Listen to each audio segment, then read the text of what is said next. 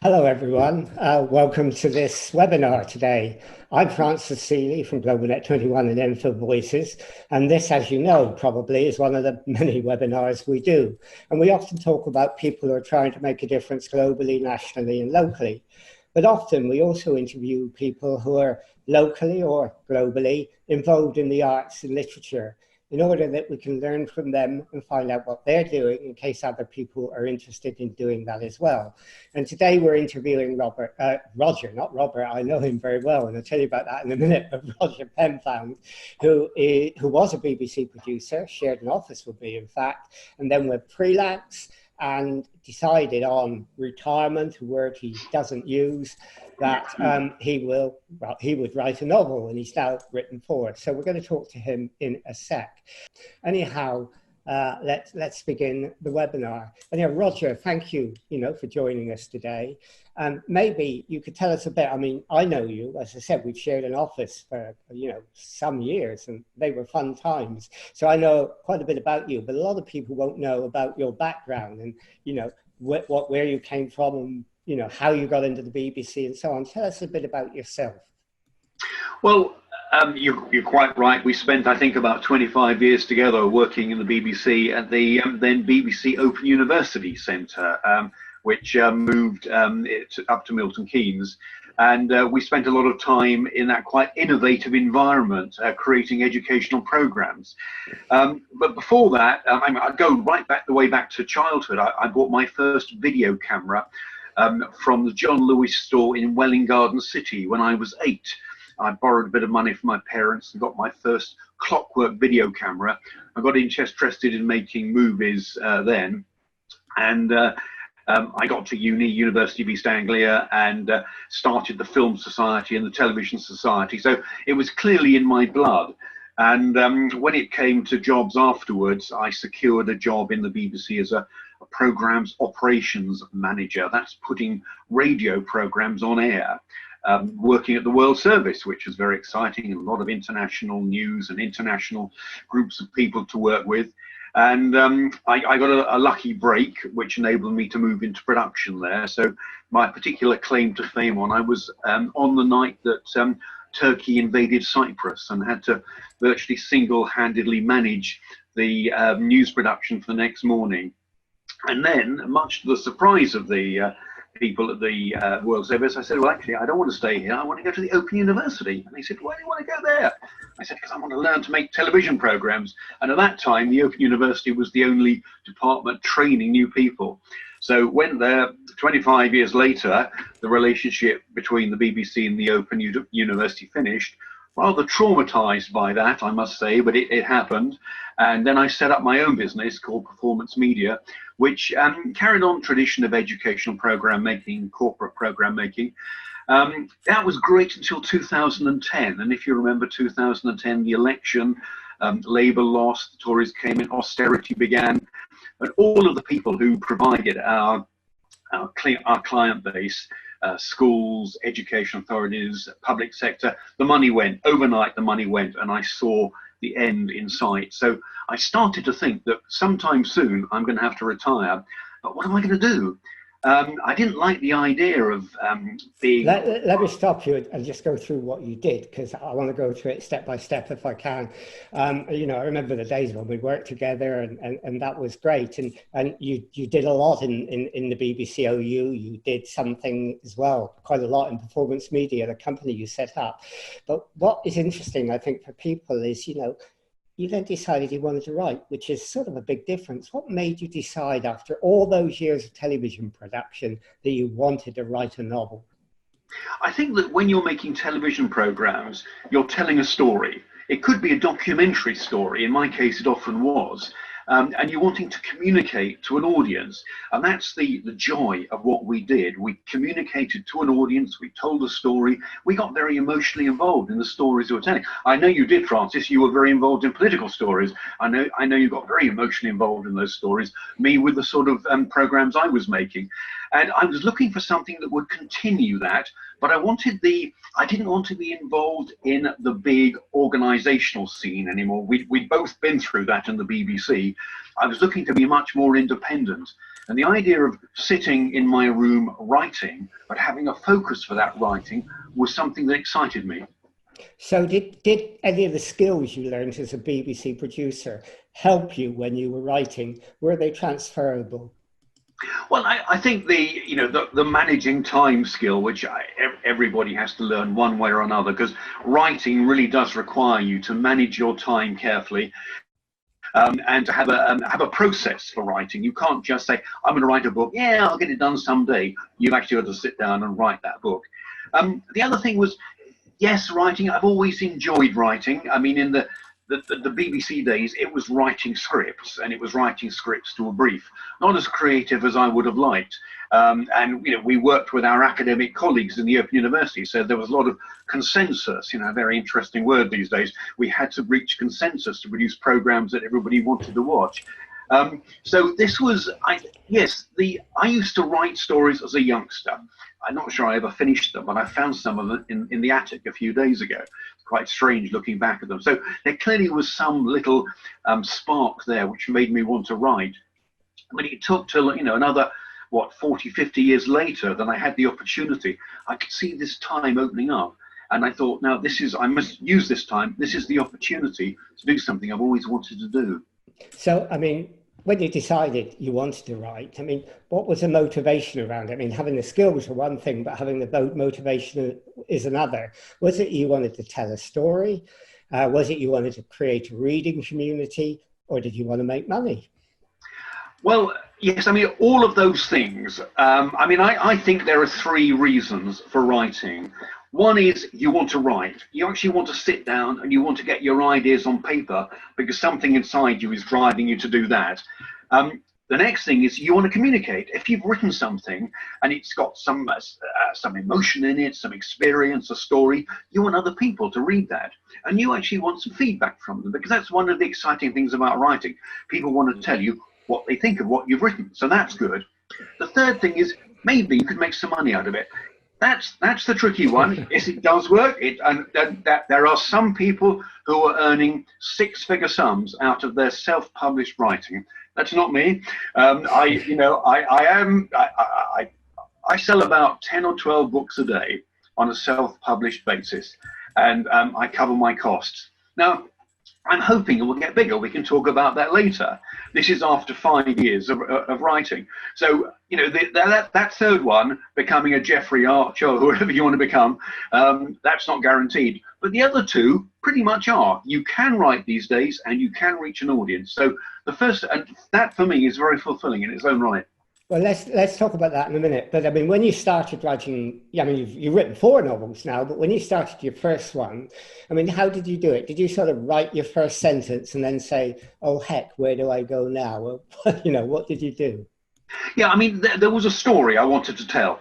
This was a family story. I can go into the details of that later, but it was a story about 2 men who hated each other bringing up a child. And so I saw myself writing this emotional psychological drama. Sorry about that, Ding. I saw myself writing this emotional psychological drama. When I came to do it, I found that actually it was pretty tedious sitting down writing a psychological drama. I had to create backstories to explain why characters were doing things. I mean, characters did odd things as I sat down and wrote my first draft. And I found that I had to write a backstory for my characters to understand why they did as they did.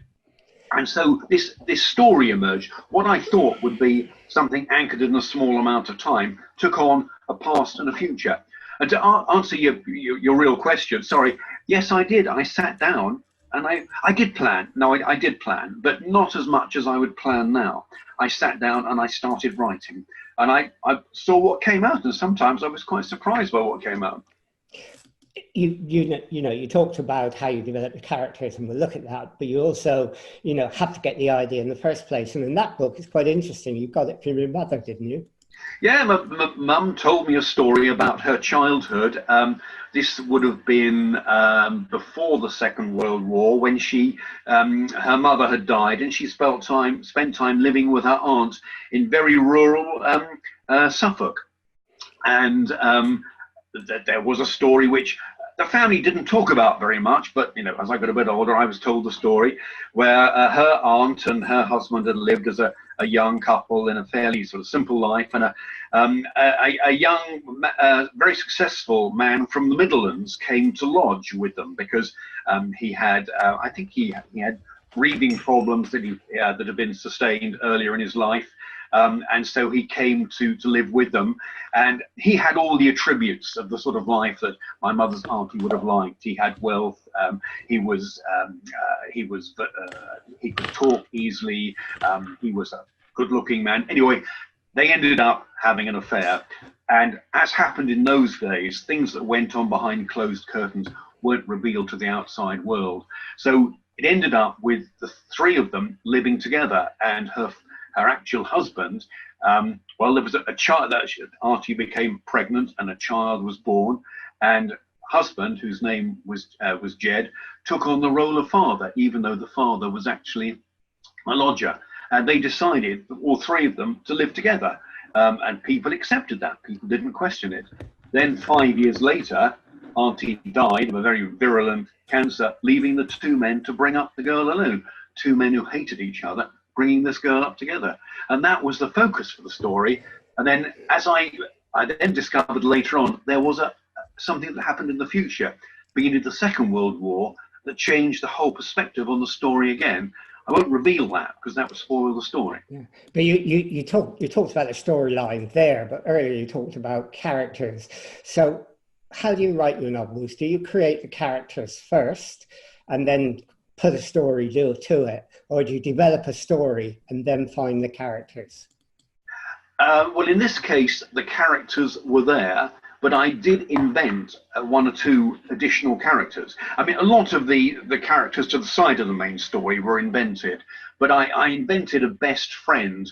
The daughter who's born is called Alice, and I invented a best friend for her because I needed her to have dialogues with somebody. It was only by talking to somebody else that I could get a sense of her emotional reaction to the things that were happening. So I invented a friend there. The other characters were real, but I had to invent their backstories. And in that sense, they took on a life of their own as I was writing. And this sounds a bit sort of fatuous, but sometimes I didn't know what they were going to say until I started writing it. I mean, this sounds a little bit overly creative, but it's what actually happened. I started writing. I found I could write for about 2 hours, and then I'd emerge from it and think, gosh, what has actually happened? And I'd go back through it. And I was slightly surprised by the conversations that these characters had had. And so it emerged out of that. So do you actually, develop your ideas as you're writing, or do you sometimes they come to you in the bath, or I gather you take your dog for a walk every morning and you told me you don't look at the trees, you don't look at the flowers.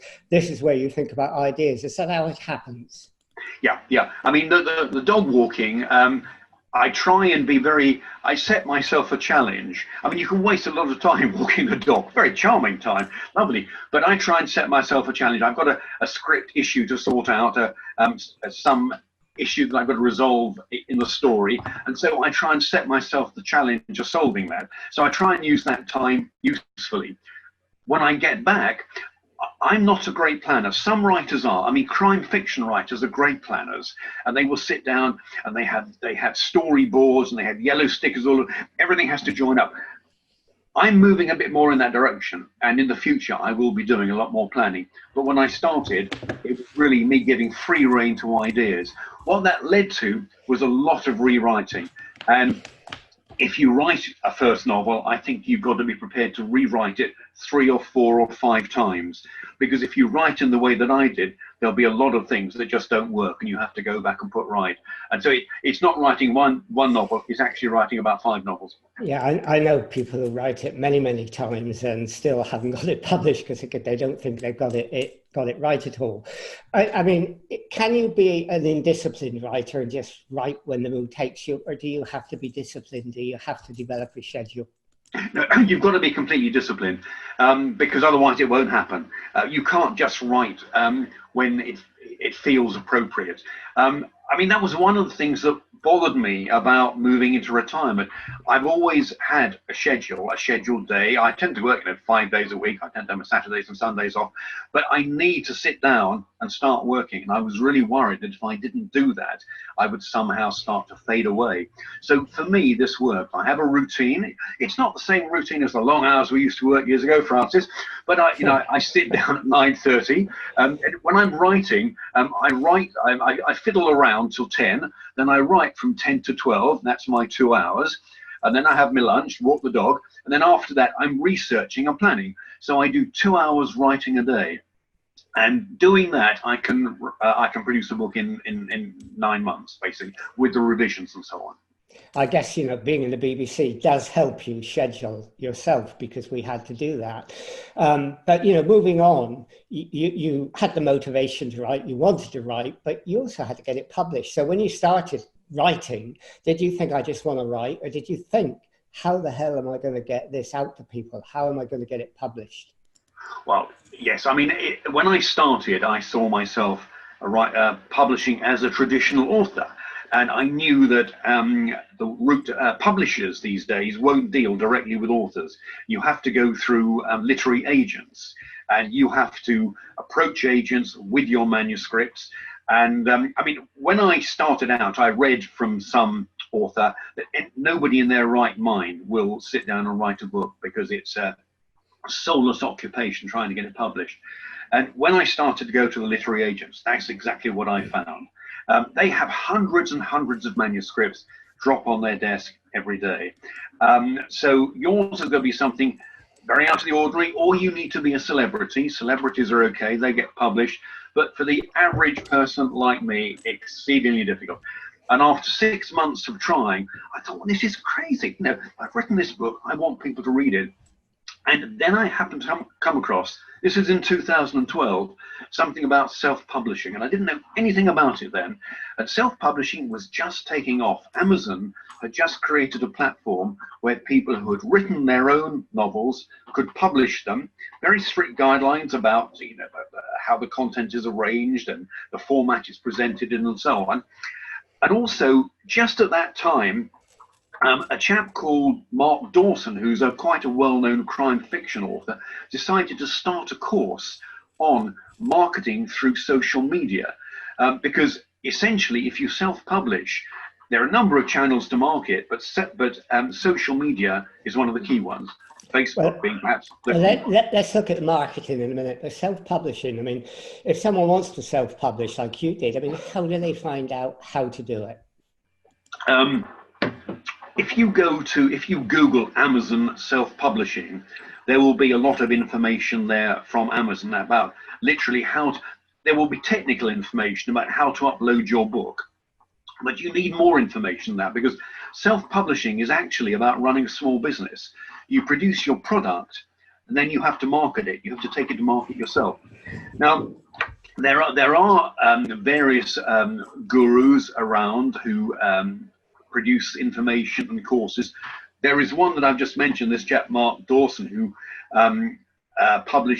produces a self-publishing course, which I invested in. It does cost money. It's not particularly cheap, but it takes you through every stage you need to know. And when you're trying to upload a book onto Amazon, there's a lot you need to know about the format for uploading, about the cover design. I mean, you've got to have a cover. Ebooks have covers, because that's how people recognize them on websites. So you have to decide, are you capable of designing your own cover? Will you get somebody else in to do that? Editing, I mean, it's highly recommended you get a professional editor in. I haven't done that, so it costs quite a bit of money. I edit my own books, and I try really, really hard to concentrate, and I read them many, many times over. So there are different levels on which you can approach it. Yeah, I mean, getting a proofreader is important. I mean, I wrote a book and it was published through an organization, but now when I read it, I see so many typos that it really worries me. So if you can get a proofreader, that's pretty vital, isn't it? I think it is. I mean, often friends can be proofreaders. I mean, when I started writing, I was still working in my business, and a colleague proofread for me. That worked very, very well. One of the things that you're advised to do when you start out is to recruit a group of people who maybe buy your books early on and become your special team of readers who read your book before you publish, who effectively proofread for you. And they do it on the basis of a friendship, and you create a friendship club based around your writing. And that's one of the key aspects of self-publishing, actually. You create a readers list, because that readers list are people who like what you've written and are likely to buy your next book as well. And so go on. Yeah, I was going to say, so how do you get these friends? Because I'm sure some of your real friends might not do all of that or even be good proofreaders. I'm a hopeless proofreader. But would you use that through social media? I mean, for example, could you use the Goodreads site, or you found a site, what is it? Wattpad, I can't remember. What? You told me about it, where you can write chapter by chapter and people can give you feedback and they become your friends. Yep, that's right. There's one site called Wattpad, where you can write and put up your chapters as you develop them, and people will read your chapters and respond to you. So you get a lot of feedback from people, and that's really quite exciting, to be writing and to get people feeding back to you as you're writing. So I published my first book on Wattpad before I published it on Amazon, and I was overcome by the amount of feedback. I got over 10,000 reads. Now, this is not people paying for your book, because you've provided it free, but it's hugely good for the ego to have 10,000 people reading your book and feeding back to you, etc. So Wattpad, Wattpad, definitely Google that. It's great to do that. The readership there tends to be young, and I found from experience that my readership tends to be older. So the match wasn't terribly good, but sometimes, I'd have youngsters say to me, for old-fashioned writing, this is really good. I really enjoyed it. And I thought, I didn't think it was old-fashioned writing. I thought it was fairly contemporary. But anyway, so you get interesting feedback like that. But then when you move into marketing, and I do most of my marketing through Facebook, one of the options you have is to offer your book free of charge in return for somebody leaving their email address and subscribing to your club. So what you have is you have a simple website and you have a landing page, and when someone clicks on your advert to say, yes, I'd like to purchase this book or download this book, the landing page says, that's great, but would you be kind enough to register on my website and leave your email so that we can contact you again? They have the option of not doing that, and that way you can build up a readership list. It's amazing how many people will download a book if it's free, and they will also click to join your readership list as well. So that's one way that you build up readers. And what was your strategy for marketing using social media? How did you go about that? Well, I did it the wrong way. Having written my book and felt really pleased with myself, I thought I jolly well want people to pay for this book. So I put it up and sold it. And yes, I did sell. But the real skill to make a success of self-publishing, you need follow-on books, because the best form of marketing is somebody finishing your first book and say, I really enjoyed that. What happened next?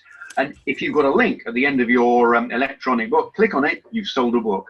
So what you need to do is to give away your first book for free. It's called a magnet. But you can only give away your first book for free if you've got a second and a third and a fourth to follow. So it does mean that if you want to make a commercial success of self-publishing, you must commit to the long term. So you must be prepared to write follow-ups, maybe have 2 or 3 different series, because it's the cheapest way of marketing. So when you discovered that, is that what motivated you to write your second, third and fourth book? Because maybe you'd like to tell us about that. Yes, exactly. I mean, my second book was a mistake in the sense that it was a different strand, a different genre. It was another story I really wanted to tell. It was dying to get out. So as soon as I finished my first one, I set about the second one. It's a paranormal adventure, I realized as I was writing that the strategy was wrong and I should be writing sequels. So I now have a series of 3. It's called the, I'm trying to think of the name of the series, the Dynasty series. It's there on the front of the book, the Dynasty series, and there are 3 books in that. Then I have one other that stands alone. I have to write 2 more follow-ups, which I'm going to start on the next one very soon.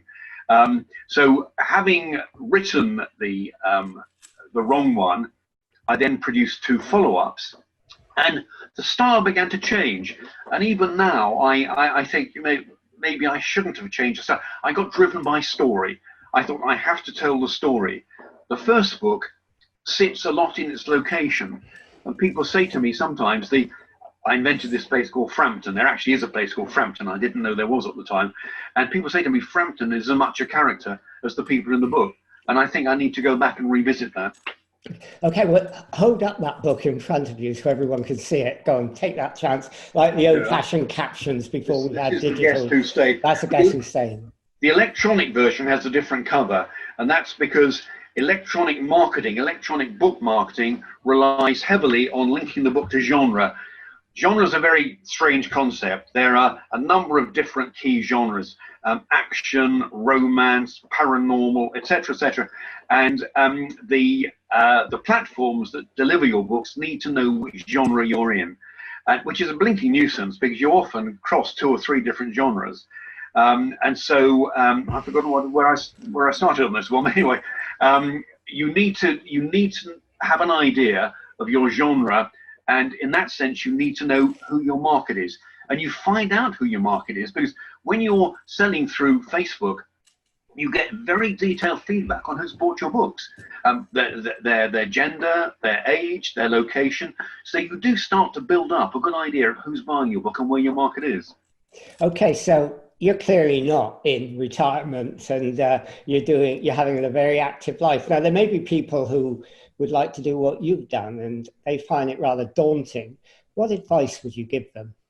Well, one thing I'd say is it's become increasingly common to write novellas and not novels. Now, a novel is about 100,000 words and over. A novella could be 40 to 50,000 words. Now, on Amazon, a novel could sell for something in the region of £3 to £4. And as a writer, you get a 70% return. So, if you think numbers wise, I mean, 70% of £4, I'm not going to do that in my head. But anyway, it's not too bad, but you need to sell quite a lot of books for it to become a significant figure. And that's what social media should allow you to do. A novella, you probably wouldn't sell for much less, actually. You might sell for about £2.50. And so actually, for each novel, you could write 2 novellas, and you could build up a much quicker brand. I mean, some great writers in the past used to publish their novels in local journals and gradually created their novels like that. So not being daunted by the size of a full novel is one thing I'd suggest. The other thing I'd say is just sit down and do it. You don't know you can do it till you sit down and do it. So just do it. Sit down and enjoy it. Enjoy the process. If you don't enjoy it, don't do it. Go away, because it's really not worth doing if you don't enjoy it. But if you enjoy it, sit down, write, and at the end of it, then give it to your friends. Ask them what they think. Get some feedback from them. People are always impressed. Tell you one thing, Francis. I'm going on a bit, but I'll shut up in a minute.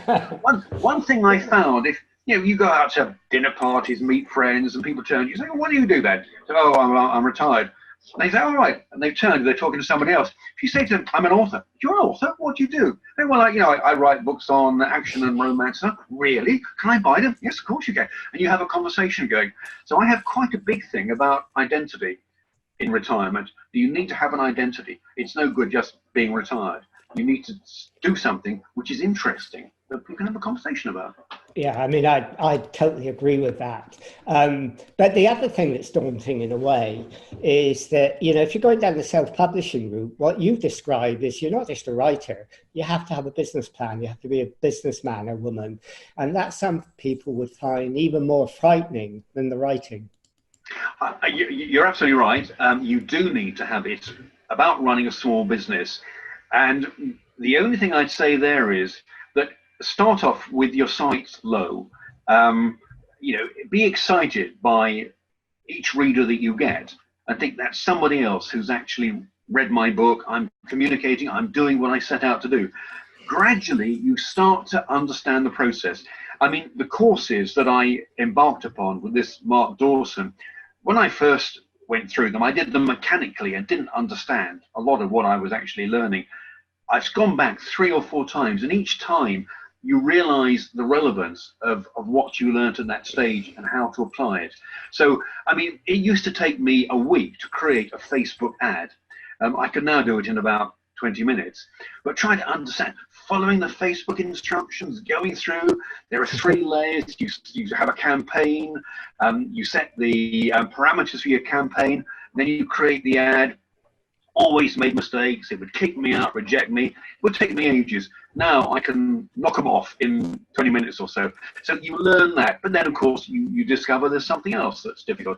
I mean, I'm just about to embark on advertising on Amazon because that's a very prolific site, but it's a whole different process. And just looking at it initially, I think, oh my goodness, here we go. But I'll do it, and it'll be a skill which I learn.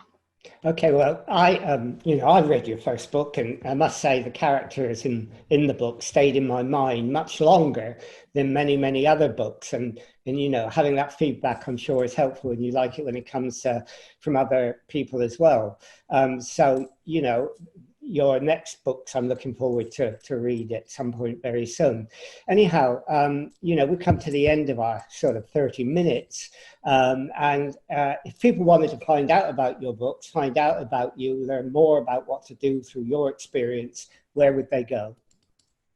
Well, I've got a website which tells people about the 4 books and about me. That's www.rogerpenfound.com, so rogerpenfound.com.